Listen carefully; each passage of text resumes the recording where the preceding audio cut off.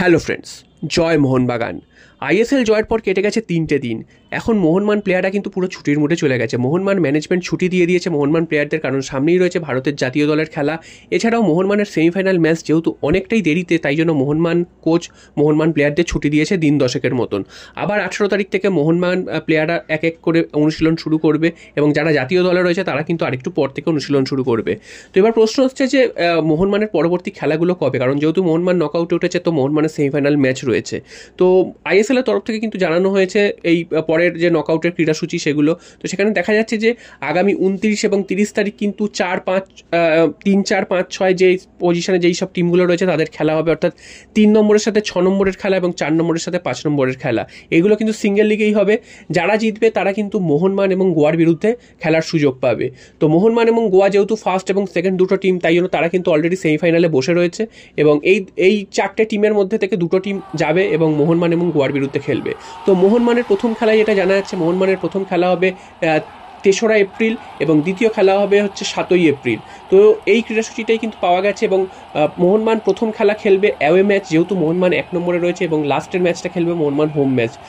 যেহেতু মোহনবাগান 1 নম্বরে রয়েছে, তাই জন্য কিন্তু অ্যাওয়ে ম্যাচ খেলে সুবিধাটা নেওয়ার একটা সুযোগ থাকবে, এবং হোম ম্যাচ মোহনবাগানকে পরে খেলতে হবে। তো এটা কিন্তু মোহনবাগানের ক্রীড়াসূচি। এবার প্রশ্ন আসছে মোহনবাগানের বিরুদ্ধে কোন দল পড়তে পারে। তো যেরকম সূচি দেখা যাচ্ছে সেখান থেকে বোঝা যাচ্ছে যে মোহনবাগানের বিরুদ্ধে কিন্তু সম্ভবত বেঙ্গালুরু এফসি এবং জামশেদপুর এফসির মধ্যে বিজয়ী যে দল হবে সেই দলই কিন্তু মোহনবাগানের বিরুদ্ধে খেলবে, অর্থাৎ বেঙ্গালুরু বা জামশেদপুর এফসি। তো দুটো দলই কিন্তু খুব কঠিন প্রতিপক্ষ মোহনবাগানের জন্য, এবং মোহনবাগানকে কিন্তু এই দলগুলোকে হারিয়েই কিন্তু ফাইনালে যেতে হবে, এবং যেহেতু সেমিফাইনাল দুটো লিগের হবে, তাই জন্য কিন্তু মোহনবাগানকে 180 মিনিট এই লড়াইটা করতে হবে। তো দেখা যাক পরের ব্যাপার, সেগুলো এখনও অনেক দেরি রয়েছে, এখনও হাতে দিন 20 মতন সময় রয়েছে। মোহনবাগান প্লেয়ার এখন ছুটিতে রয়েছে। আশা করা যাচ্ছে মোহনবাগান কিন্তু যেমন সারা লিগে ভালো ফুটবল খেলেছে, এবং নকআউটেও কিন্তু সেই একই রকম ফুটবল খেলবে। আর সবশেষে চলে আসি মোহনবাগানের ট্রান্সফার রিউমারের কথায়। গতকালই তোমাদের জানিয়েছিলাম যে মোহনবাগান কিন্তু একজন ভালো বিদেশির খোঁজ করছে, এবং আগামী মৌসুম কিন্তু আরও বড় কোনো চমক আসতে চলেছে। তো যেটা জানা যাচ্ছে, সৌদি প্রো লিগের কোনো ক্লাবের থেকে কিন্তু কোনো বিদেশিকে মোহনবাগান শর্টলিস্টেড করেছে, এবং সেই প্লেয়ারটিকে কিন্তু মোহনবাগান চাইছে। হতে পারে প্রথম 4-5 মানে 1 থেকে 5-এর মধ্যে থাকা দলের মধ্যেই কোনো বিদেশি হতে পারে, সেটাও হতে পারে, আবার তার নিচের দিকে কোনো দলের থেকেও হতে পারে।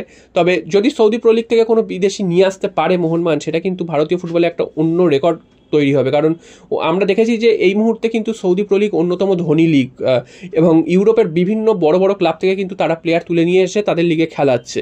তো সেখান থেকে যদি মোহনবাগান কোনো প্লেয়ার আবার তুলে নিয়ে ভারতে আনতে পারে, মোহনবাগানে খেলাতে পারে, তাহলে কিন্তু সেটা মোহনবাগানের জন্য বিরাট একটা ব্যাপার হবে, এবং ভারতীয় ফুটবলের জন্য বিরাট একটা ব্যাপার হবে।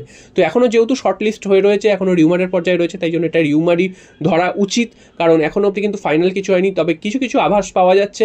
তো ফাইনালি যদি কিছু জানা যায় অবশ্যই তোমাদের জানাবো। তো দেখা যাক মোহনবাগান সেই রকম কিছু করে দেখাতে পারে কিনা।